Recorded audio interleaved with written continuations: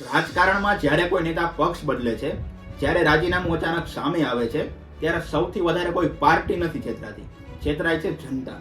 આજે ગુજરાતના રાજકારણમાં જે પણ કંઈ ચાલી રહ્યું છે તે એકમાત્ર રાજુ કરપડાનું રાજીનામું નથી, પણ એ એક મોટો પ્રશ્ન છે જે દરેક મતદારના મનમાં ઊભો થાય છે.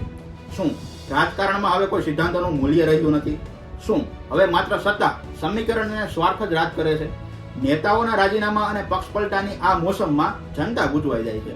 જનતાનો આક્રોશ છે અને સૌથી વધારે તો નિરાશા. 2-3 લોકોનું સુરતથી આવેલાનું પાર્ટી પર પ્રભુત્વ વધતું જાય છે. મને એવું દેખાય છે કદાચ આવનાર સમયમાં કોઈ નેતા રાજુ કરપડા બનવાની કોશિશ કરશે, કોઈ નેતા મોટો બનવાની કોશિશ કરશે તો જે ભોગ હું બન્યો છું એ નેતા એ જ ભોગ બનશે. જે આંદોલન કરે છે આંદોલનને તોડવાની કોશિશ ભાજપ કરે છે અને નેતાઓને તોડવાની કોશિશ કરે છે. અને રાજુભાઈ ગાંધીનગરમાં ગૃહમંત્રીને કયા રોડ ઉપર કયા બંગલામાં કેટલા વાગ્યે મળ્યા એ પણ વિગત છે. નમસ્કાર, આપની સાથે હું છું દીપ યાદવ અને આપ જોઈ રહ્યા છો રાજકીય બાબતો.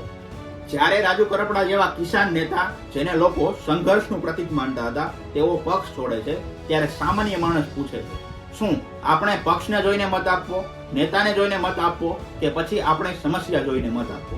આ સવાલનો જવાબ સરળ નથી, પણ હા, અવશ્ય જરૂર છે. આપણા દેશમાં મોટા ભાગે લોકો કોઈ ચહેરા પર વિશ્વાસ કરીને પક્ષને મત આપે છે, પણ જ્યારે એક ચહેરો પક્ષ બદલે ત્યારે મતદાર પોતે જ ઠગાયેલો હોય તેવો અનુભવ કરે છે.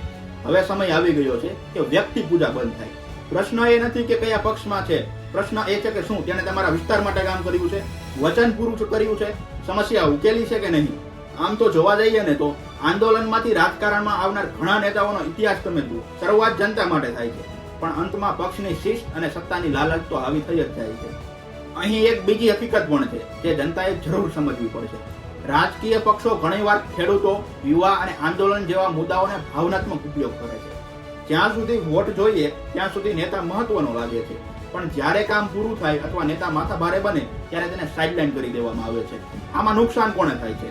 તો નુકસાન એ સામાન્ય માણસને જાય છે, જે લાઠી ખાય છે, જે જેલમાં જાય છે અને છેલ્લે ચૂપચાપ ઘરે પાછો ફરે છે. એટલે હવે જનતાએ જાગૃત થવું પડશે. નેતા પક્ષ બદલે ત્યારે તાળીઓ નહીં, પણ પ્રશ્ન પૂછો. અમારા મતનું મૂલ્ય શું? અમારા વિસ્તારના પ્રશ્નોનું શું? દિલ્હી કે ગાંધીનગરમાં શું ચાલી રહ્યું છે તેનાથી વિશેષ એ છે કે તમારા ગામ, શહેર અને તમારા વિસ્તારનું વાસ્તવિક ચિત્ર શું છે. સોશિયલ મીડિયાનો ઉપયોગ કરતા તમે શીખો. નેતાઓના જૂના ભાષણો અને આજના સ્ટેન્ડને સરખાવો. ડિજિટલ યુગમાં હવે જૂઠું લાંબુ ચાલતું નથી. છેલ્લે એક વાત યાદ રાખજો, છેલ્લે તો બધા રાજકારણીઓ જ છે.